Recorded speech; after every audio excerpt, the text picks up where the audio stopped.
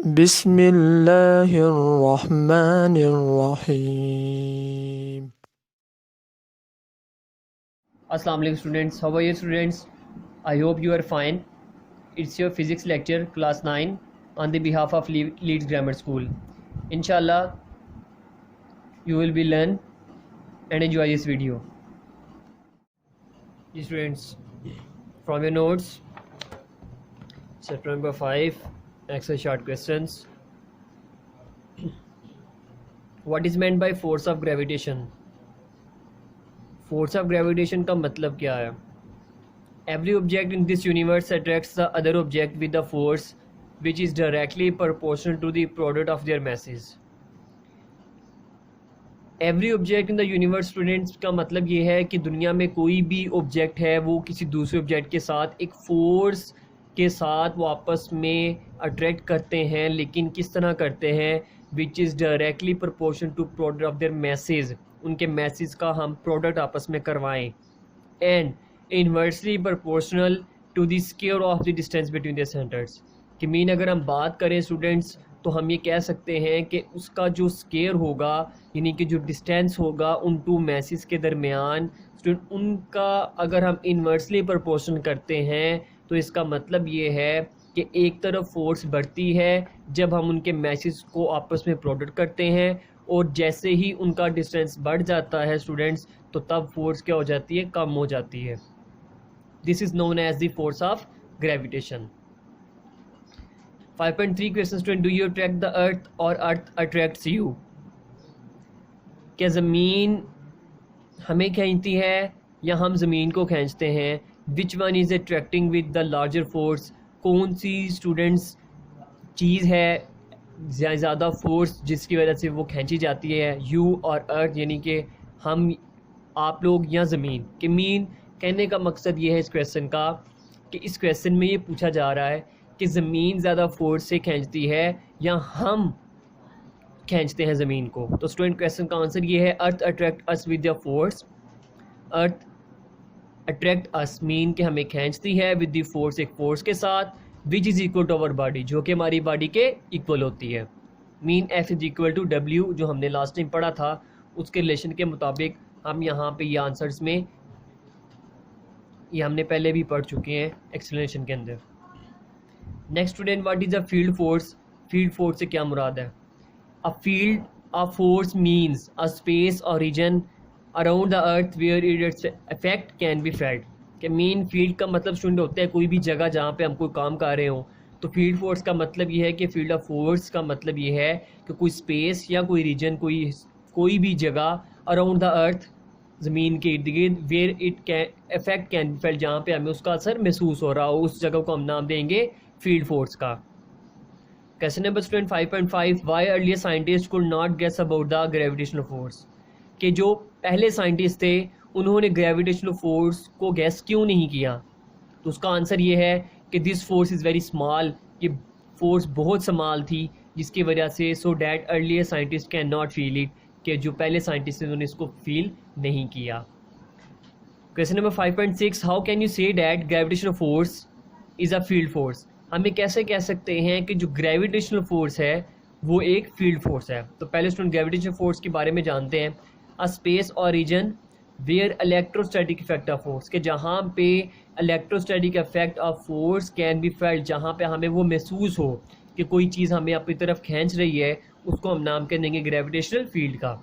अगर हम बात करें यहाँ से, अगर ये हम पेन को थ्रो करते हैं तो डेफिनेटली ये नीचे की तरफ जा चुका है। इसका मतलब ये है कि इस जहाँ पे ये पेन पड़ा हुआ है ये क्या है कि यहाँ पे इसे महसूस हुई है ग्रेविटेशनल फील्ड, तो डेफिनेटली ये वो रीजन जहाँ पे इसको इलेक्ट्रोस्टैटिक फोर्स फेल्ट हुई है। इसमें स्टूडेंट हम ये कह सकते हैं कि इसमें अगर if m is the mass of the body which is kept of earth whose mass is me, यानी mass of earth, then according to Newton law of gravitation, जो हमने स्टूडेंट्स एक्सरसाइज से पहले थ्योरी में हमने कैलकुलेट कर चुके हैं, F is equal to capital G mass of the body mass of earth over square of the radius distance between them. Next student, here r is the distance between the body and the earth. 5.7, define and explain gravitational field strength. Answer student, the gravitational force per unit mass is called gravitational field strength. Mean हम student किसी भी force यानी per unit mass के हिसाब से अगर हम देखें ग्रेविटेशनल फोर्स को, तो हम उसको क्या नाम देंगे, ग्रेविटेशनल फील्ड स्ट्रेंथ का।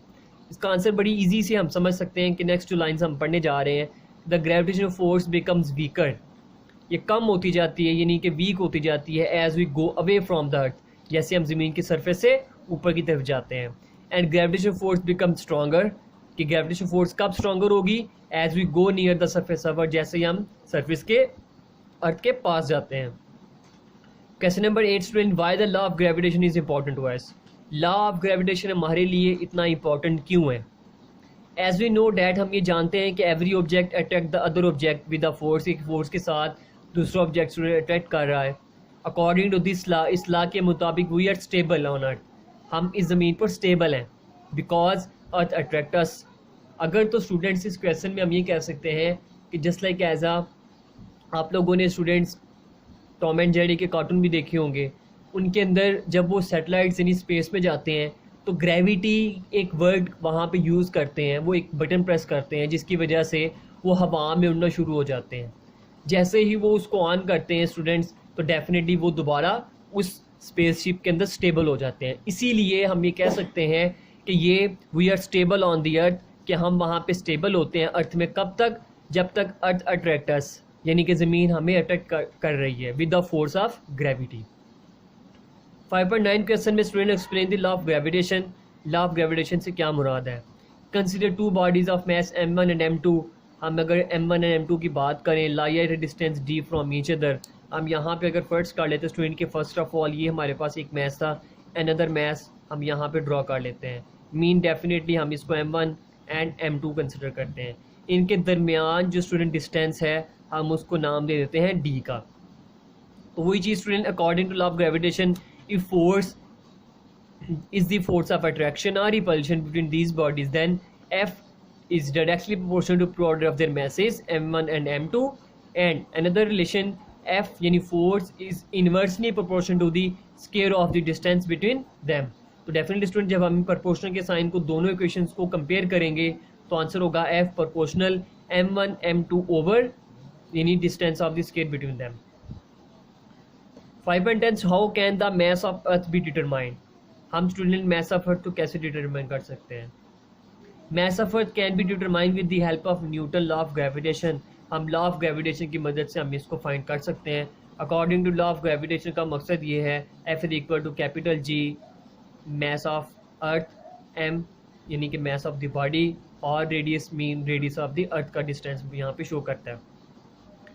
5.11 क्वेश्चन में can you determine the mass of our moon. क्या हम मून का मास मेजर कर सकते हैं। इफ़ यस अगर कर सकते हैं, so then what you need to know, हमें किस चीज़ की ज़रूरत है। तो yes we can determine the mass of our moon, हम मास ऑफ मून मेजर कर सकते हैं। We need only the gravity and radius of the moon. हमें किसकी ज़रूरत होगी स्टूडेंट्स, यहाँ पे 2 चीज़ों की ज़रूरत होगी, ग्रेविटी की and radius of the moon की। 5.12 क्वेश्चन में why does the value of G vary from place to place, कि ग्रेविटी यानी G की वैल्यू स्टूडेंट आहिस्ता आहिस्ता कम या क्यों होती है। तो उसका आंसर ये है कि value of G depend upon the distance of the body from the centre of the earth, कि किस पे डिपेंड करती है, सेंटर ऑफ की अर्थ के डिस्टेंस के ऊपर। 5.13 क्वेश्चन में explain how the value of G varies with altitude. Altitude का मतलब होता है स्टूडेंट हाइट, के ज़मीन से हम कितनी ऊंचाई पर हैं उसका मतलब क्या है, altitude. As we know that, हम ये जानते हैं कि ये एक फॉर्मूला स्टूडेंट GH यानी altitude in gravity, capital G mean gravitation constant, capital M mean mass of earth, और प्लस H यानी होल स्क्वायर का मतलब ये है कि उसका डिस्टेंस है from the centre of earth. This equation shows that G is inversely proportional to the height, कि मीन जैसे स्टूडेंट्स हम ज़मीन से ऊपर जाते जाएंगे तो उसका मतलब ये है कि ग्रेविटेशन की वैल्यू कम होती जाएगी। 5.14 क्वेश्चन में student what are artificial satellites. ऐसे objects an objects which revolve around a planet, जो एक प्लैनेट के इर्द गिर्द रिवॉल्व कर रहे हैं, हम उसको क्या नाम देंगे, a satellite. A satellite revolve with the orbital velocity v। ये कैपिटल V वेलोसिटी से स्टूडेंट आपस में क्या कर रहे होते हैं, ये रोटेट कर रहे होते हैं, यानी कि एक ऑर्बिट में मूव कर रहे हैं। इन्हें स्टूडेंट किस चीज़ की ज़रूरत होती है, द नेसेसरी सेंट्रीपिटल फोर्स। इन्हें एक सेंट्रीपिटल फोर्स की ज़रूरत होती है। सेंटीपिटल फोर्स का मतलब क्या student? A force that a body keeps moving a circle, कि ऐसी फोर्स जो किसी भी बॉडी को किस में रखे? सर्कल में। Which put the satellite in the orbit is provided by the gravitational force, कि जो हमें किसको शो करती है? ग्रेविटेशनल फोर्स को। सच एज, हम बात करते हैं स्टूडेंट की इस चीज़ को कि जो उसको अपनी तरफ अट्रैक्ट करके रखती है। उसके बाद नेक्स्ट उसका फॉर्मूला जो हम यहाँ पे देख रहे हैं कि एफ जी यानी gravitational force is equal two centimetre force. Example में हम कह सकते हैं कि moon revolve around the earth, कि जो मून है स्टूडेंट वो रिवॉल्व कर रहा है अर्थ के इर्द गिर्द, so moon is a natural satellite. 5.15 में how Newton law of gravitation helps in understanding the motion of satellites. हम स्टूडेंट कैसे सैटेलाइट्स के मोशन को अंडरस्टैंड कर सकते हैं? The gravitational force of attraction between the satellites and the earth, ये हमें क्या प्रोवाइड करती है? प्रोवाइड नेसेसरी सेंटीमीटर फोर्स, ये हमें सेंटीमीटर फोर्स प्रोवाइड करती है। किस लिए? That keep the satellite to move around the earth, कि वो जो सैटेलाइट है स्टूडेंट वो जमीन के इर्द गिर्द घूमता रहे। Question number 5.16 on what factors, ऐसे कौन से फैक्टर्स हैं orbital speed of satellite depend, जिन पे सैटेलाइट डिपेंड करता है? तो orbital speed of satellite depend upon the altitude of the body from the centre of earth. किस पे डिपेंड करेगी स्टूडेंट? उसके एल्टीट्यूड पे। एल्टीट्यूड का अगेन मीन क्या होता है स्टूडेंट? हाइट है फ्रॉम द सेंटर ऑफ अर्थ से, अब हम जैसे अबव जाते जाते हैं। 5.17 में why communication satellites are station at geo stationary orbits, ये स्टूडेंट्स वहाँ पे स्टिल क्यों रहते हैं? जियो स्टेशनरी ऑर्बिट्स के बारे में हम कल बात कर चुके थे। हम अगेन इसमें पढ़ते हैं कि communication satellites takes 24 hours to complete one revolution around the earth. A one revolution complete करने के लिए उन्हें 24 आवर्स का टाइम रिक्वायर होता है।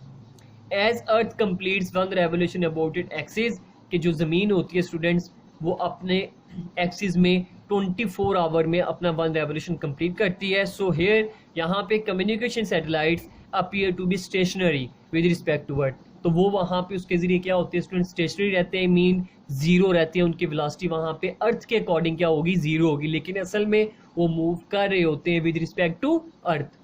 ड्यू टू दिस रीजन, इस रीजन की वजह से these orbits are called geo stationary orbits. Geo mean student जमीन, स्टेशनरी मीन बिल्कुल रुके हुए, ऑर्बिट्स मीन जिसमें वो मूव करते हैं। इन स्टूडेंट्स क्वेश्चंस को आप लोगों ने लर्न भी करना है, राइट भी करना है एज अ टेस्ट फॉर्म में। Send it to us. Stay home, stay safe, अल्लाह हाफिज़।